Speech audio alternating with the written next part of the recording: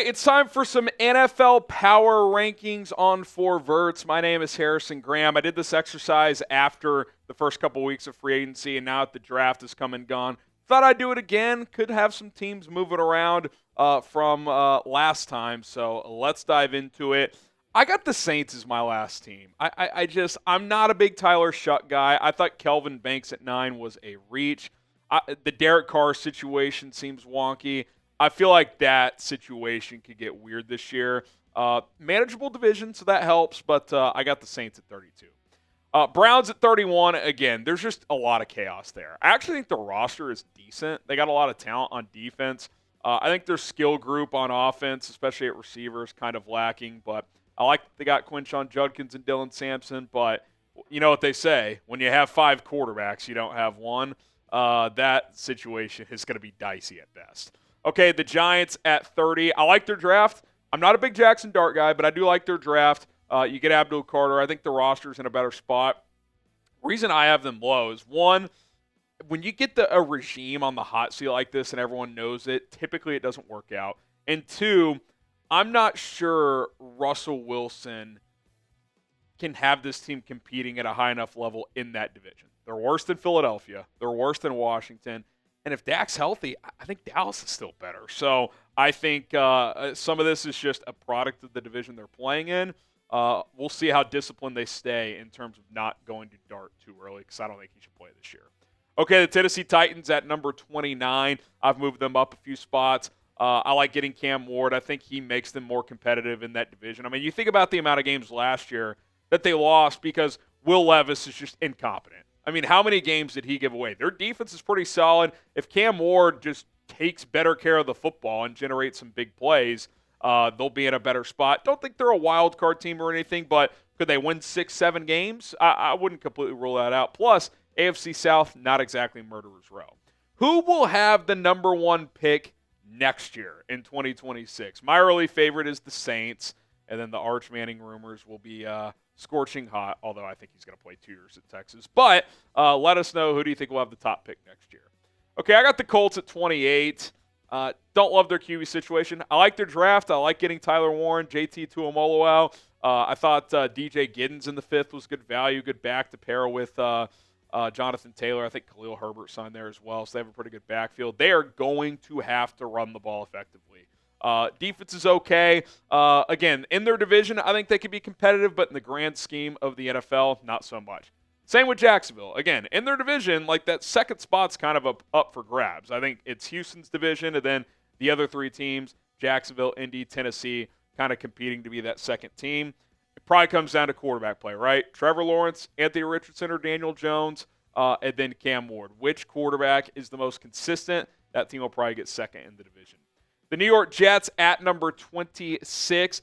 I like what they're doing in terms of they just feel like a professional-run organization right now. No nonsense. People rip them for how they dealt with the Aaron Rodgers situation. It's like, guys, they didn't want to mess around. They don't need to meet with Aaron Rodgers for 6 hours. They're trying to turn the page from that. I think you're always going to have a cap of what you could be as a team with Justin Fields as your quarterback, but if they can run the football effectively, and if their defense is good, which it should be with the talent on that side of the ball, could they be a 7 or 8 win team? I wouldn't rule that out. And kind of like the AFC South, you got the Bills, and then 3 teams competing to be that second team: Jets, Patriots, Dolphins. It could be any of those 3 for number 2. Okay, the Carolina Panthers at number 25. I do think the arrow is pointing up. The big question for them this year is the Bryce Young second half, or really final 5 or 6 weeks. I don't even want to call it a resurgence because he had never arrived. Is that real, or was that just low-leverage games and situations and he played well? Is that sustainable? If he plays like that this year, they could be competitive in a bad NFC South. If not, they're probably pivoting off him next year, and they're a bottom 5 or 6 team. Okay, Miami Dolphins at 24, one of my biggest fallers. I actually didn't mind some of their draft. They're trying to get tougher with Jonah Savainia. They get Kenneth Grant as well. They drafted a lot of trenches players, which I'm a fan of, but their team is a Tua injury away from being one of the worst in the NFL. I don't think Mike McDaniel is head coach material. Chris Greer is not a good GM. You've got Tyreek Hill and Jalen Ramsey drama. Like, would anyone be shocked if one or both those guys were traded by the deadline? I just feel like New England's pointing up, the Jets are pointing up, Dolphins are kind of pointing down. Wouldn't be shocked if they got lapped by those two teams. I have the Patriots ahead of them. I'm already banking on that organization to leapfrog Miami. Couldn't do it with the Jets yet, but I am a Drake May guy. I think he's good. I like Mike Vrabel. He's a top 10-ish, 15 head coach at worst. Their defense should be much improved. I like the Will Campbell pick. If a couple of their playmakers can be productive, if Stephon Diggs can have a big year, that would go a long way. Travion Henderson, like getting that player as well for that team. Just a guy May can dump the ball off to and get some production out of. I got the Falcons at 22. I wasn't a fan of the trade up for James Pierce because it compromises them long term with the first round pick next year. But if Michael Penix is good, they'll be good. So we'll see how that goes. They have talent on offense. They're pretty loaded offensively. You think of their skill players with Drake London, Darnell Mooney. We'll see what happens with Kyle Pitts this year. Bijan Robinson. If Penix hits, it'll work. If not, that trade up for a first-round pick next year feels a little risky. But they did have a lot of defensive talent in the draft. If they're above average on that side of the ball, they could be a sneaky wild card team. I love what the Raiders are doing. I can't believe I'm saying that, but they just feel like a well-run ship right now. John Spytek comes from Tampa, where Jason Light's been one of the best GMs for the last several years. Pete Carroll, say what you want. Yeah, he's kind of boomerish in his coaching philosophy, run the ball and play defense. But you bring Geno Smith in there, we know he's competent. Ashton Genty's going to take pressure off him. If the offensive line is solid, just solid, I think that offense can be middle of the pack, and that is much better than what they've had. And if Max Crosby's healthy on defense, that defense is pretty good. The problem with the Raiders is that division is just brutal. I mean, they're still a distant fourth, in my opinion, behind the Chiefs, Chargers, and Broncos. Can you go 2-4 in the division? If you do that, I could see them win like 7 games, and that would be a step in the right direction. All right, guys, the road to 10,000 subscribers continues here on Verts. If you want daily NFL and college football content, go ahead and subscribe right now. We're 500-ish subs away from the big 10,000. Help us out. It's 100% free. Okay, top 20. I got the Cowboys at 20. I think that's where I had them last time. They wanted to get Tet McMillan. He wasn't there at 12. So they get Tyler Booker to replace Zach Martin. Don't mind that pick. I thought they had a sensible draft, but they weren't able to get a receiver. We'll see if they sign one to pair with CeeDee Lamb. If Dak's healthy, they'll be in the mix to at least be a wild card team. If not, they won't be. It's kind of just that simple. He's got to stay on the field. Arizona Cardinals at 19. I like their roster. I think Monty Ossenfort's pretty good. Trey McBride's one of the best tight ends in the NFL. I think Marvin Harrison will take a leap in year 2. Looks like he's added some weight, so that's good. He was a little wiry coming into the NFL. Kyler's hit and miss each week. If he could be a little more consistent, that's good. They can run the rock with James Conner and Trey Benson. Defense has improved. I like the Walter Nolan draft pick, so we'll see. They feel like one of these 500 teams. Can they win a couple more of the 50-50 games and go 9-8, 10-7 instead of 8-9, 7-10? That's the difference in being the 19th best team in the NFL or the 13th best team in the NFL. And if you're the 13th best team, you're a playoff team. Okay, Seattle, kind of same deal. I think they're very similar, them and Arizona, in terms of they could win 10, 11 games. They could win 7 games. Like, I wouldn't be surprised by either. Obviously, with Seattle, Darnold's the wild card. Are you getting more of what we saw last year or pre-last year Darnold? Probably somewhere in the middle, but you're hoping he's closer to what we saw last year. If he is, Seattle should be competitive. I think that roster's in a good spot. I gave him an A-plus draft. I thought they had the best draft in the NFL. They needed interior offensive linemen. They added a couple. I love the Gray Zabel pick. I like taking a swing on Jalen Milroe. I think they'll have a role for him. They can run the ball with their running backs. If Abraham Lucas can stay good at stay healthy at right tackle, that O-line could be much improved. So a lot of what-ifs there, but if some of those what-ifs turns into it's happening, they could be a playoff team. Okay, the Pittsburgh Steelers at 17. I like their draft as well. Obviously, the question is, A, do they get Aaron Rodgers? And depending on when you're watching this, maybe they already have. But let's say they do have him. What Rodgers are you getting? Can he be what he was the second half of last year, but even a little better? Okay, maybe you got something. If not, does this end the Mike Tomlin streak of going 500 or better? I wouldn't rule that out, but I like the Derek Harmon addition. You trade for DK Metcalf, so if the offensive line holds up and Rodgers plays, league average, they're probably a playoff team because they've been making the playoffs with league average or worse QB play for years now. Got the Vikings at 16. It's all about J.J. McCarthy. To me, this is top 7 roster in the NFL. How does J.J. play? Can he be – I think if he's the 20th best quarterback in the NFL, you're a playoff team. If he's 25, though, doesn't matter how good the roster is. Hard to overcome. They've invested in running the football, about building up that offensive line, especially on the interior. Christian Darrisaw is going to come back at left tackle. You trade for Jordan Mason. You bring back Aaron Jones. If they can run the football better than they have under Kevin O'Connell, then that should take some pressure off the young quarterback. Got the Bears at 15. I think the Vikings' overall roster is a little better, but Caleb Williams has played for a year. He gets Ben Johnson now. The offensive line has seen an overhaul with Joe Thuney, Drew Dahlman, and Jonah Jackson at right guard. Left tackle somewhat in flux. We'll see if it's Braxton Jones or if Darnell Wright moves over there and Ozzie Trapillo plays right tackle. They've got some options. They're always going to play good defense. Dennis Allen knows what he's doing over there. So, I think the NFC North is these 3 teams, when you put the Packers here at 14, chasing Detroit. Is it a true 4-team division, or is it Detroit and then the other 3? That's the question to me. I think you could debate these 3 all day long on paper on who should be ranked higher. I'll give the Packers the benefit of the doubt, even though I thought Jordan Love was a little underwhelming last year.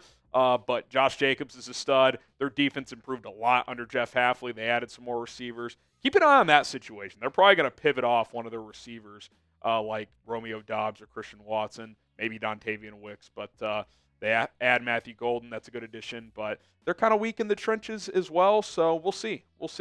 49ers at 13. I don't know what to do with San Francisco. Wouldn't shock me if they won 12 games. Wouldn't shock me if they missed the playoffs. George Kittle signed up for an extension, so he's back in the fold.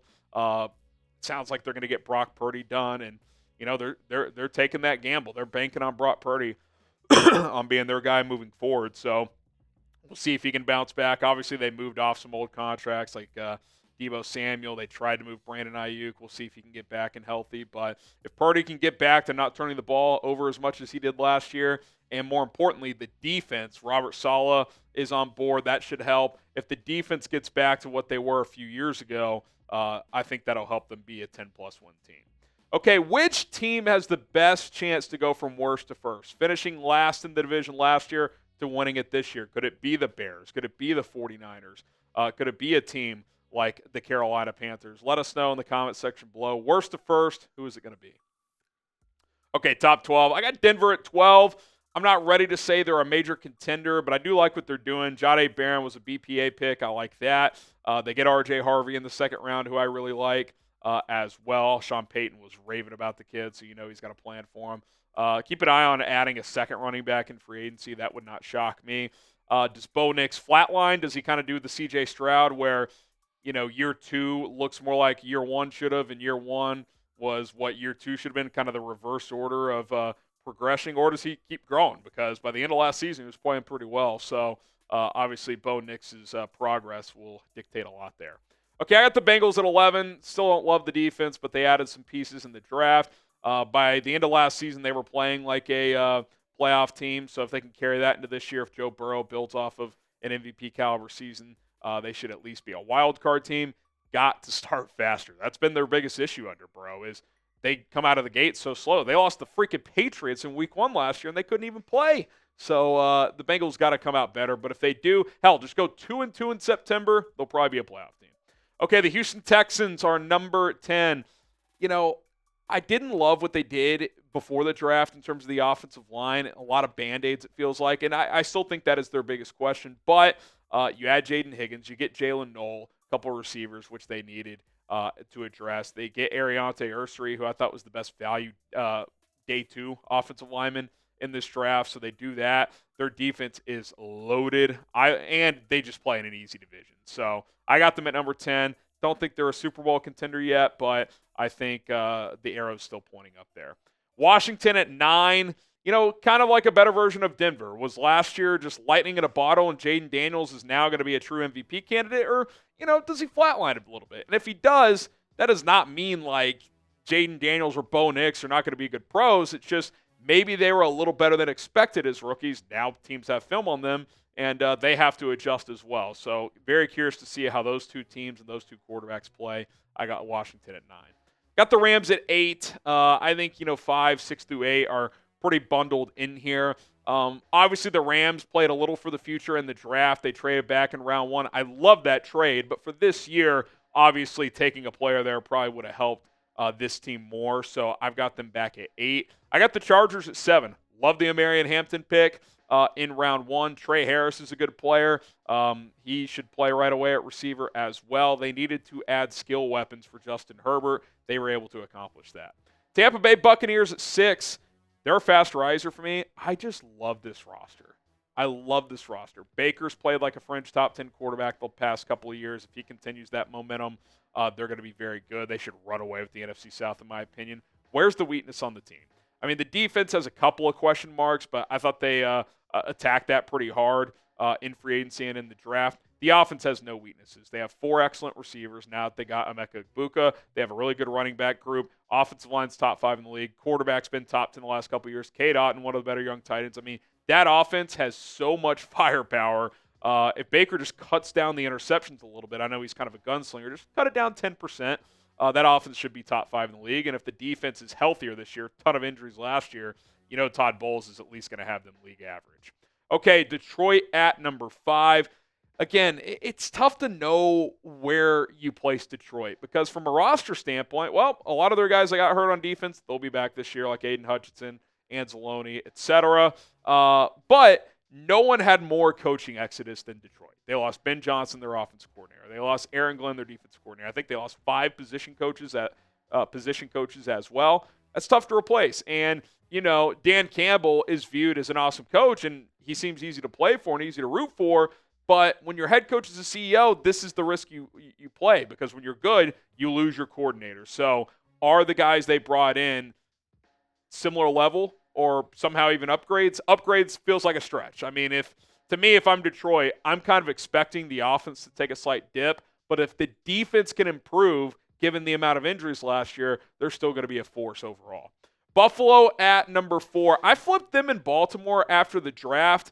Buffalo did nothing wrong. I would have taken Trey Amos over Maxwell Hairston, though. I think Amos is more NFL ready. And I just love the value the Ravens got. You get Malachi Starks at 27. To me, he was a top 15, top 20 player in this draft.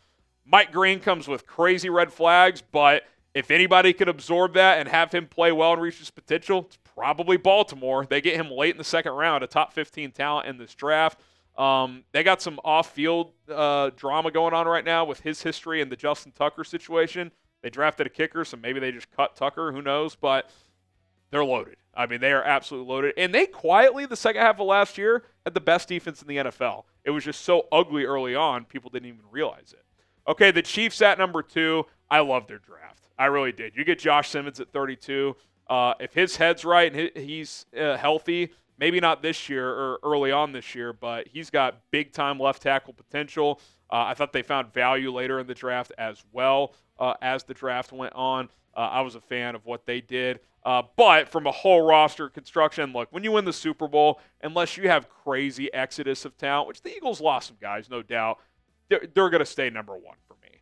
Roster is loaded. Obviously, you got the OC question mark with Kellen Moore leaving. The year before, the OC situation was a disaster, so we'll see how it goes this year. But until someone knocks them off their throne, they are the team to beat. But the Chiefs, Ravens, Bills, I think it's a core 4 right now. These 4 teams are the best in the NFL, in my opinion, and then you kind of get into that next tier. All right, that's going to do it for 4 Verts. Who do you guys think is the best team in the NFL entering the 2025 season? There, of course, will be a signing here, signing there. Maybe a trade happens. Who knows? Maybe Trey Hendrickson gets moved. But if we kind of know how teams are built at this point, who do you guys think is the best team entering this next season? And don't forget to subscribe to the channel. Appreciate everybody for tuning in to 4 Verts. We will continue to pump out content. My name is Harrison Graham. We'll see you soon.